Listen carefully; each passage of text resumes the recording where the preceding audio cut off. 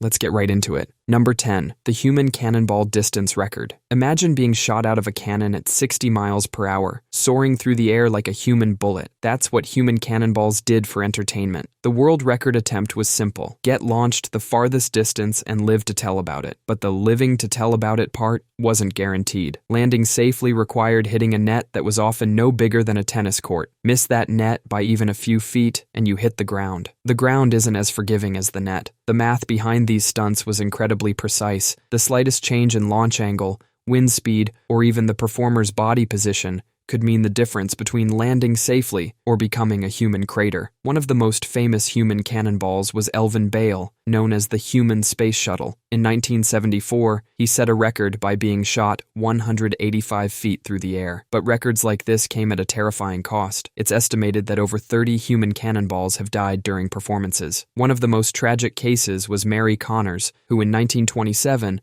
was launched perfectly, but the safety net failed. Human cannonball deaths weren't quick. These performers were conscious during their entire fall, knowing exactly what was about to happen. Guinness eventually stopped tracking this record because people kept trying to outdo each other. And in this game, trying to outdo someone meant potentially painting the circus grounds with your insides. The craziest part is modern human cannonballs still perform. They just don't try to break distance records anymore. These days, they focus on doing it safely, which usually means shorter distances and bigger nets. But even with these precautions, it's still one of the most dangerous circus acts out there. Number 9. Longest time buried alive. Back in the 1960s, people were really trying to one-up each other by getting buried alive, because apparently, regular hobbies like stamp collecting weren't exciting enough. The record started innocently enough with a guy staying buried for a few days, but then it turned into this weird underground competition. You'd get yourself a coffin, some basic supplies, and a breathing tube. Then you'd get your friends to bury you and hope they remembered where they put you. The first few record attempts were pretty tame, 3 days, then a week. But then an Irish guy named Mike Meany decided to go for 61 days back in 1968. He had this whole setup with a coffin that was basically a tiny underground apartment. It had a radio, some books, and even a little bell to ring if things went south. But things got darker, and I don't just mean being 6 feet under. People started trying to break his record without proper safety measures. Some genius would think, hey, I can totally survive 2 months underground with just a garden hose for air. Spoiler alert, they couldn't. The biggest problem wasn't running out of food or water. It was the psychological torture of being in complete darkness, alone, in a box. Most people who attempted this unsafely lasted about 3 days before they started losing their minds. Imagine being trapped in a space smaller than your bathroom, with nothing but your thoughts. No TikTok, no Netflix, just you and the sound of dirt settling above your head. The record attempts got so dangerous that officials had to step in. Too many people were either dying or coming out with severe mental trauma. Mike Meany's record of 61 days still stands, but it's not officially tracked by major record books anymore. Number 8. The Blindfolded Drive. Back in the 1960s,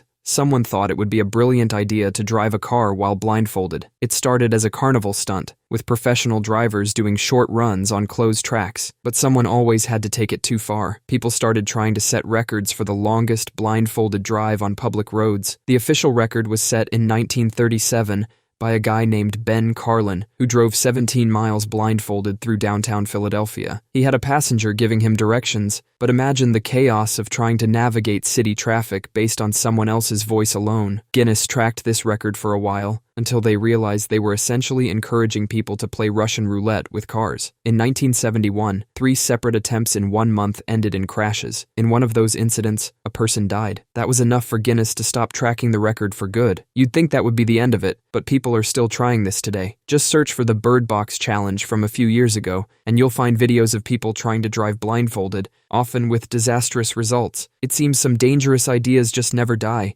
even if the people trying them do. Number 7. The Skywalker. The Wallendas were like the royal family of the high wire, passing down their death-defying skills through generations. Carl Wallenda, the patriarch of the family, started performing at age 6. By the time he was an adult, he was doing things that made other circus performers look like they were playing in a kiddie pool. The Wallendas became famous for their 7-person pyramid. 7 people balanced on top of each other, walking across a thin wire hundreds of feet in the air. They performed with no safety net, because according to Carl, life is on the wire, everything else is just waiting. In 1962, during a performance in Detroit, the front man on the wire faltered. The pyramid collapsed. 2 members of the family died that day, and 1 was paralyzed for life. Despite this tragedy, Carl Wallenda himself kept pushing the limits. In 1978, at age 73, he attempted to walk between 2 buildings in San Juan, Puerto Rico. The wind was strong that day. The wire was swaying. Someone caught the whole thing on camera. Carl made it about halfway before he lost his balance. He hung there for a moment, trying to grab the wire. Then he fell to his death. The Guinness Book of World Records used to track the highest and longest wire walks, but after too many people died trying to outdo each other, they quietly dropped the category, especially for attempts without safety equipment. These days, most wire walkers use safety harnesses, but some still try to break unofficial records without them. Sometimes, they don't survive. Number 6. The final meal. Back in the day, Guinness kept track of various eating competitions. They had to stop because people were literally eating themselves to death. To compete, people started training their bodies to stretch their stomachs to unnatural sizes. They would drink gallons of water or other liquids to expand their gut capacity, all in the name of a record. In 1983, a man tried to break the record for fastest hot dog eating. He managed to stuff 14 hot dogs in his mouth at once. Then he choked. The paramedics couldn't save him because the hot dogs had expanded in his throat,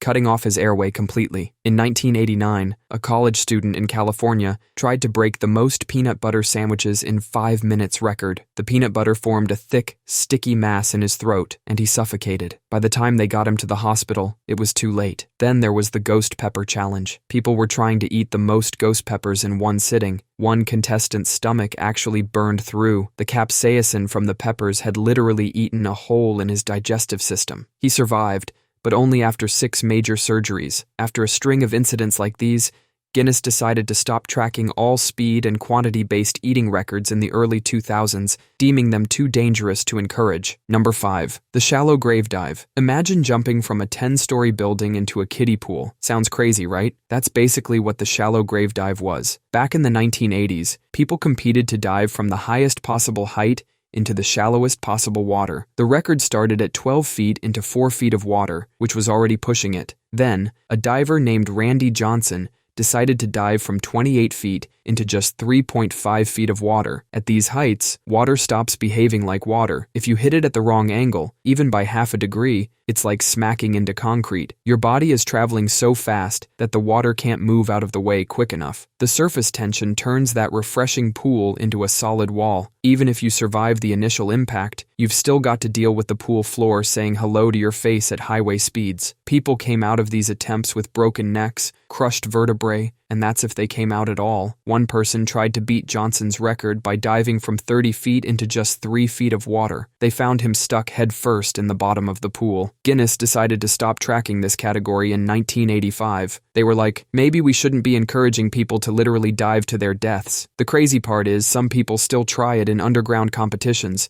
It's like playing Russian roulette, but instead of a bullet, you're gambling with physics, and physics always wins. Number 4. The non-stop dancing marathon. During the Great Depression, dance marathons became a twisted form of entertainment. In these events, couples would dance non-stop for days, weeks, and sometimes even months. The rules were simple: keep moving or get disqualified. Contestants got a 15-minute break every hour. They had to eat, sleep, and even go to the bathroom while keeping at least 1 foot moving. One famous marathon in Chicago lasted an astonishing 1,473 hours. That's nearly 2 straight months of dancing. By the end, contestants were literally sleeping while standing up, still swaying just to keep from being eliminated. Many started hallucinating from the extreme sleep deprivation. The physical toll was brutal. In 1923, a man named Homer Morehouse danced for 87 hours straight before he dropped dead from exhaustion on the dance floor. Another contestant, Mary Jones, had been dancing for 19 days when her legs gave out. She died from heart failure the next day. Audiences would pay to watch these exhausted couples stumble around, taking bets on who would collapse first. Some promoters would even throw coins at the dancers to make them scramble for extra money while barely conscious. By 1935, several states had banned dance marathons because too many people were dying. While the official record books stopped tracking them, the legacy of these deadly competitions serves as a dark reminder of desperate times. Number 3. The Breathless Dive. No limits freediving